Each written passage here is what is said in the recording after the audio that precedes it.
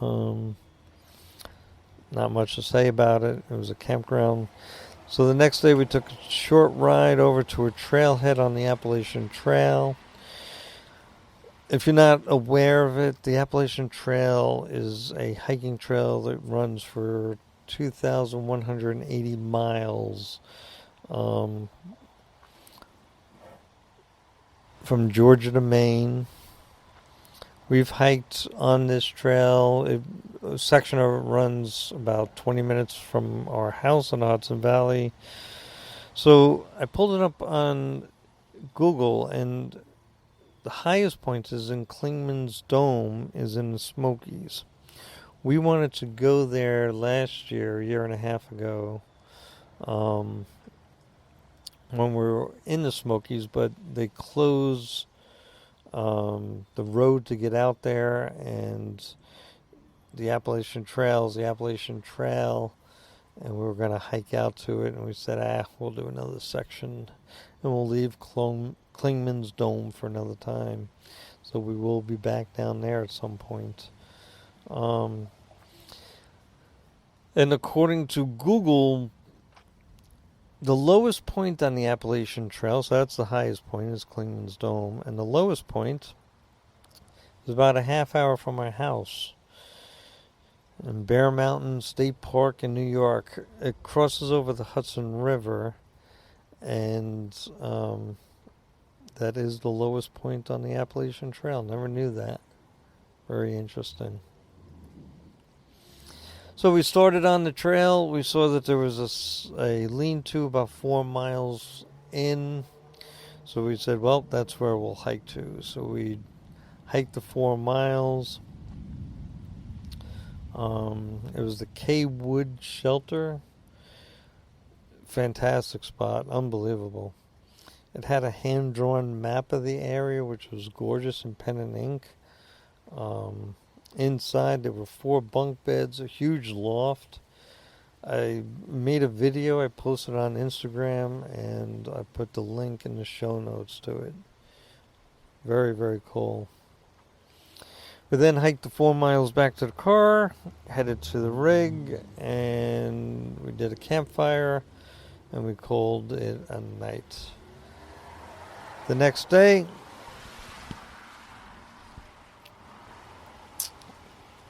Saturday, September 18th, 2021, we headed west over to Cobleskill for our last night of this trip. We were staying at a harvest house called Grapevine Vineyard. I'll put a link in the show notes.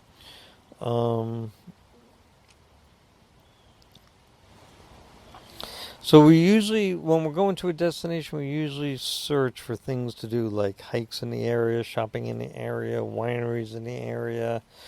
And lately we're doing searches for live music or theaters.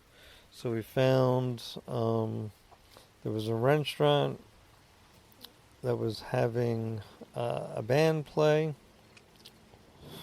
So we called them to make sure that the band was still playing. You know, this is COVID times, folks. They said they were, so we made reservations for dinner. They required reservations for dinner.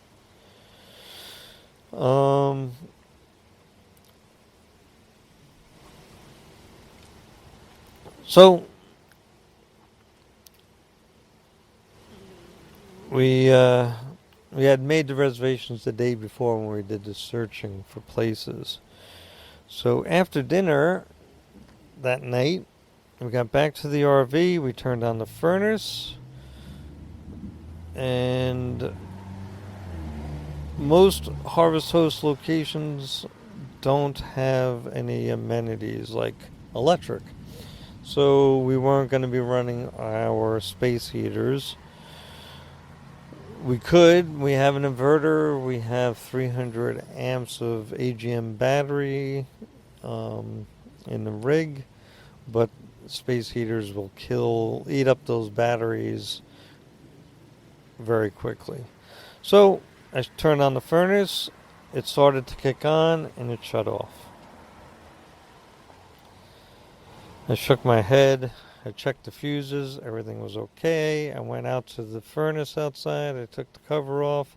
There's a reset button on it. So I reset the furnace, went back in, turned on the furnace, and it popped again.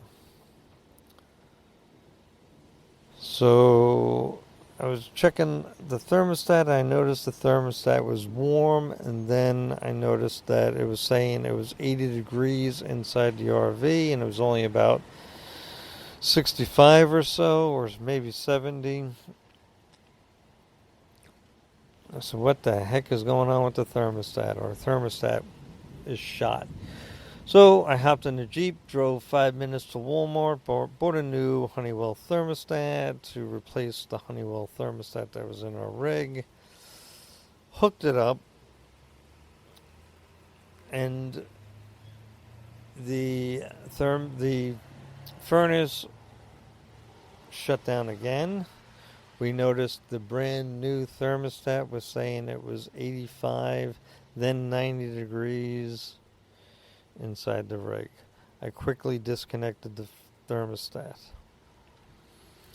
I figured we were having some sort of air conditioning issue, and perhaps the capacitor inside the air conditioner was drawing too much electricity, but I am no electrician.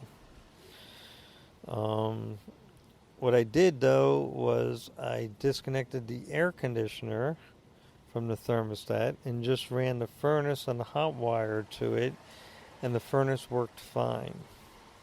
So I figured it was something with the air conditioner. So that night we had our heat running off the furnace.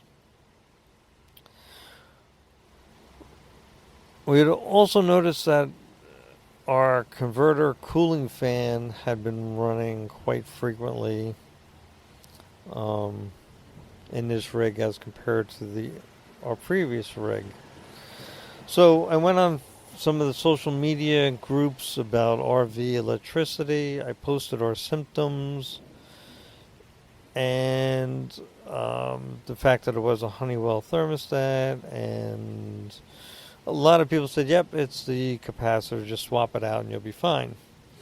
One gentleman, so I Googled the capacitor, it was like $40, but it's non-returnable, so if it's not the capacitor, I'm out $40.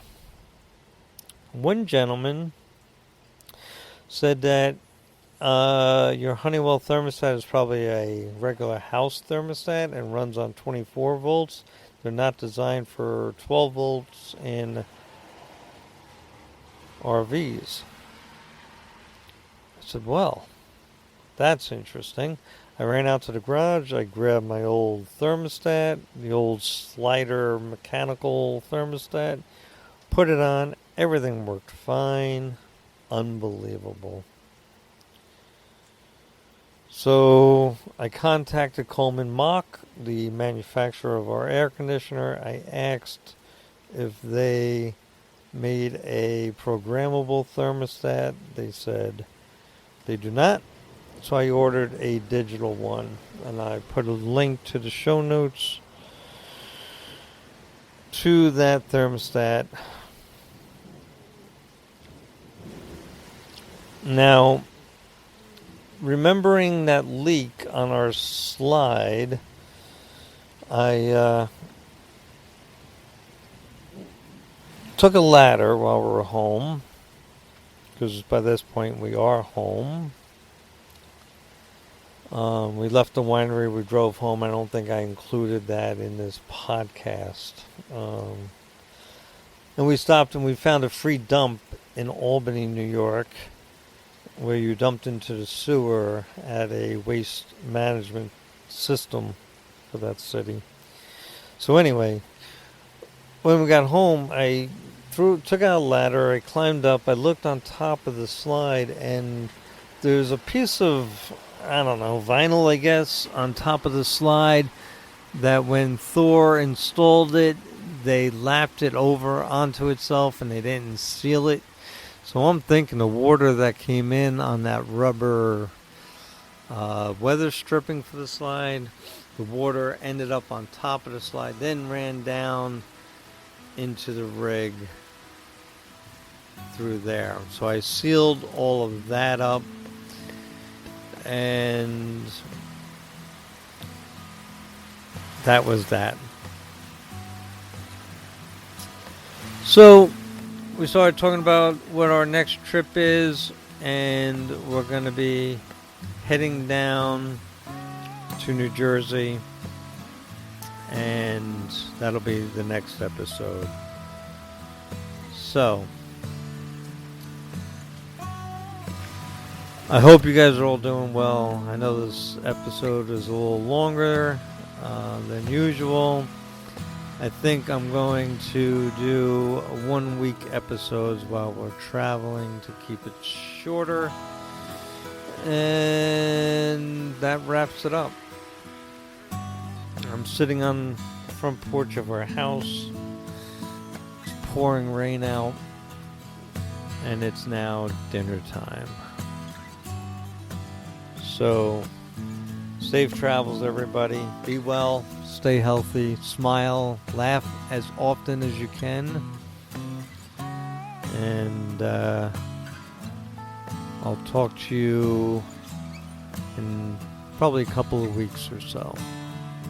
We'll see. Bye-bye now.